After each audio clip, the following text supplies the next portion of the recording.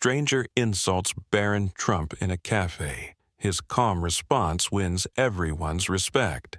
The cafe was peaceful, the soft hum of conversations blending with the gentle clinking of cups. Barron Trump sat at a corner table, his tall frame slightly hunched as he sipped his coffee and scrolled through his phone. He wasn't looking for attention, nor did he demand it. He was simply another customer enjoying a quiet moment. But not everyone saw it that way. Across the room, a man in his late 40s, dressed in a business suit, eyed Barron with thinly veiled disdain. His lips curled into a smirk as he leaned slightly toward his companion. "Unbelievable," he muttered, just loud enough for those nearby to hear. A kid born into privilege, never worked a real day in his life, probably thinks the world owes him something. The words weren't meant to be a private opinion. They were a calculated jab, meant to provoke, and they did. Several heads turned toward Barron, waiting to see how he would react. Barron heard it. He could have ignored it. He had ignored worse before. But something about this moment felt different. Maybe it was the arrogance in the man's voice. Maybe it was the fact that the insult wasn't just aimed at him. It was aimed at anyone who had ever been judged without being known. Slowly, Barron set down his cup and turned toward the man. His expression was unreadable, but his eyes carried an unmistakable weight. "Sir," he said, his voice calm, "do you know me?" The man scoffed. "I don't need to. I know you're kind." A ripple of unease passed through the cafe. People were paying attention now. The air felt heavier, the conversation at nearby tables fading into a hushed silence. Barron nodded slowly. "That's interesting, because I don't know you either, but I'd never assume I did." The businessman shifted slightly, caught off guard by the unexpected response. He had expected defensiveness, anger, maybe even a retreat. What he hadn't expected was grace. Barron didn't look away. He let his words settle, let the weight of them sink in, and then, in the next few seconds, he would say something that would not only silence the man, but leave the entire cafe rethinking the way they judged others. The cafe remained eerily quiet, all eyes on Barron Trump and the man who had just insulted him. The businessman shifted in his chair, clearly expecting an argument, a defensive reaction, anything that would justify his words. But Barron didn't give him that satisfaction. Instead, he tilted his head slightly, his tone still measured, still calm. "You say you know my kind," Barron repeated. "That's interesting, because I was under the impression that character was built by actions, not assumptions." The businessman let out a dry chuckle. "Oh, come on, let's not pretend, kid. You've had everything handed to you. You'll never know what it's like to struggle, to fight for a place in the real world. People like me? We work for what we have. People like you? You're just lucky." A few uncomfortable murmurs spread through the cafe. Some people nodded, agreeing with the businessman's words. Others frowned, sensing something deeper at play, something unfair. But Barron didn't flinch. "I see," he said simply. He took a sip of his coffee, as if weighing his next words carefully. And then, when he spoke again, his voice carried something new, understanding. "Let me ask you something," he said. "What do you think happens when you assume the worst in people before you know anything about them?" The man didn't answer right away. He hadn't expected the conversation to turn this way. Barron continued. "You don't know where I come from. Not really. You know my last name. You know what the media tells you. But you don't know the hours I've spent studying, the expectations I wake up with every day, the pressure of carrying a name bigger than myself." The businessman's smirk faltered, just slightly. "You don't know that I've seen struggle up close," Barron went on. "That I've seen people lose everything. That I've met people who work twice as hard as anyone in this cafe but will never get the chances they deserve." A quiet hush fell over the room. "You're right about one thing," Barron admitted. "I was born into a family with privilege. But do you think privilege erases the need for kindness? Do you think wealth makes someone incapable of understanding what struggle looks like?" The businessman shifted uncomfortably, but Barron wasn't finished yet, because in the next moment he would say something that no one in the cafe, least of all the man who insulted him, would forget. The businessman leaned back in his chair, crossing his arms as if to shield himself from the weight of Barron Trump's words. He had come into this exchange certain of his assumptions, convinced that wealth and privilege made a person detached from reality. But Barron wasn't responding with arrogance, nor was he trying to prove his worth. He was simply speaking the truth. You assume that because I was born into a family with money, I don't understand struggle, Barron continued, his voice calm but unwavering. But struggle doesn't always look the same. You think it only comes in the form of financial hardship. But have you ever considered that struggle can also come in expectations, in pressure, in having to prove yourself at every turn because people assume they already know who you are? The businessman's lips pressed into a thin line. He said nothing, but the flicker of discomfort in his eyes revealed something: doubt.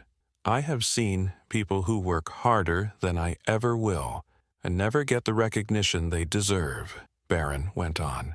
I have met people who have been judged before they ever got a chance to show who they really are, and today I know what that feels like. The businessman scoffed, attempting to regain control of the conversation. Spare me the speech, kid. At the end of the day, you'll still go home to a life the rest of us can only dream of. Barron didn't react immediately. He simply studied the man for a moment before replying with something that made the entire cafe pause. And yet, with all that you assume I have, here you are, the one who's angry, not me. A hush fell over the room. The businessman blinked, as if he hadn't expected the mirror to be turned on him. So tell me, Barron added, what is it really? Is it about me, or is it about something inside you that's unresolved? The businessman's face darkened, but he had no response. The cafe had gone completely silent, everyone watching, waiting. Because here's the thing, Barron continued. You don't know me. You don't know my values, my struggles, or my choices. But what I do know is that if you keep seeing people through resentment, you'll never see them at all. The businessman clenched his jaw, but the silence that followed wasn't just his. Because now, everyone in the cafe was looking at him differently, and what happened next would change everything. The businessman sat frozen, his fingers gripping his coffee cup a little too tightly. The entire cafe was watching now, not in judgment, but in quiet anticipation. No one had expected this conversation to take such a profound turn, least of all the man who had started it. Barron Trump had every reason to respond with arrogance, to remind this man of the privilege he assumed defined him. But instead, he had done something unexpected. He had asked him to reflect. The businessman swallowed hard, shifting uncomfortably in his seat. He had been so sure of himself just moments ago. But now, faced with Barron's words, he felt something he hadn't anticipated: doubt. You think I don't understand hard work, Barron continued, still calm, still composed. But let me ask you this. When was the last time you looked at someone's success and felt happy for them instead of resentful? The businessman let out a dry chuckle, shaking his head. Easy for you to say. You've never had to struggle for an opportunity in your life. Barron didn't flinch. Instead, he did something that caught everyone off guard. He nodded. You're right, he admitted. I have had opportunities others don't. But let me tell you something I've learned. Opportunity doesn't define a person. Character does. The businessman raised an eyebrow, but he was listening now. You've worked hard, Barron said, but ask yourself, has bitterness ever made your life better? Has assuming the worst in others ever helped you move forward? The man opened his mouth to respond, but then hesitated. He had spent years carrying resentment, measuring others by what they were given rather than by what they did with it. But now, in the presence of someone he had been so quick to judge, he found himself questioning his own beliefs. Barron leaned forward slightly. I may never know what it's like to walk in your shoes, he said, but that doesn't mean I don't respect the path you've taken. The real question is, can you say the same for me? The cafe remained silent. The businessman exhaled slowly, his posture shifting. He looked at Barron, not with the same smugness as before, but with something different, a realization. And in the next moment, what he said next would change the entire room's energy, because no one, Not even Barron expected it. The businessman sat there, his jaw clenched, but something had changed. The arrogance in his eyes had dimmed, replaced by something quieter, reflection. The cafe, once filled with background chatter, remained still, as if waiting for his next move. He sighed, running a hand over his face.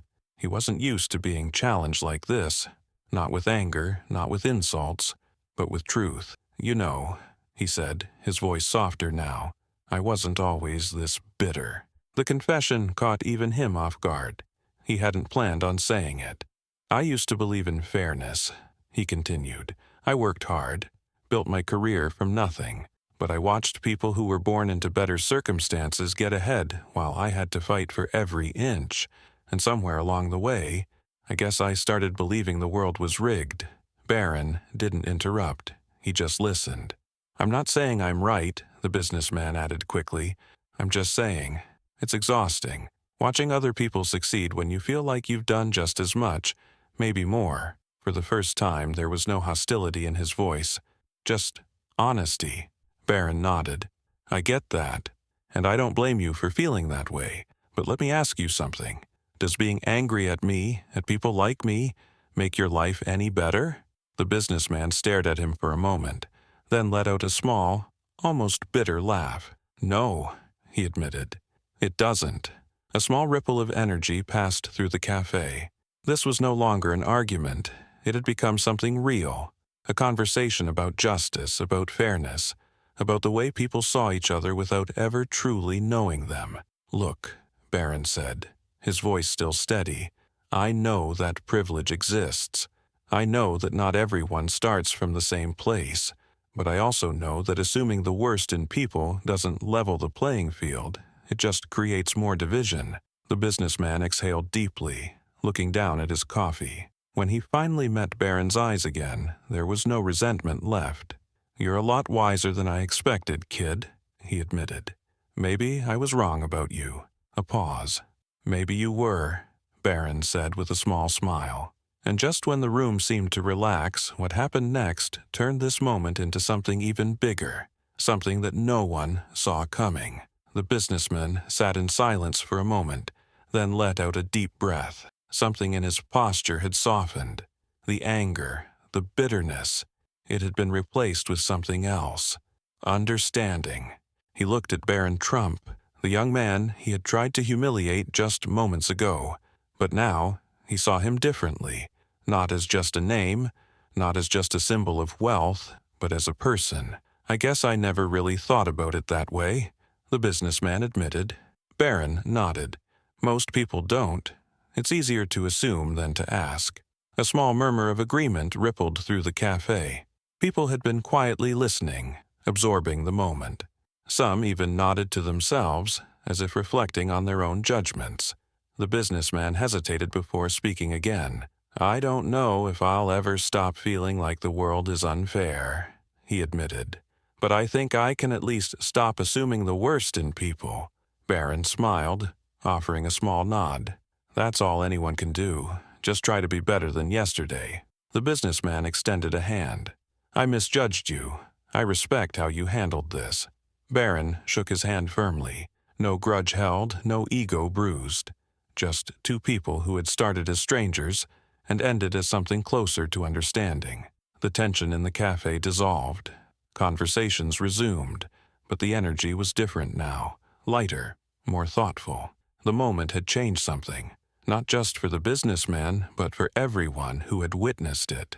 As Barron picked up his coffee and prepared to leave, an older woman nearby, who had been quietly listening, spoke up. "More people should handle things the way you just did."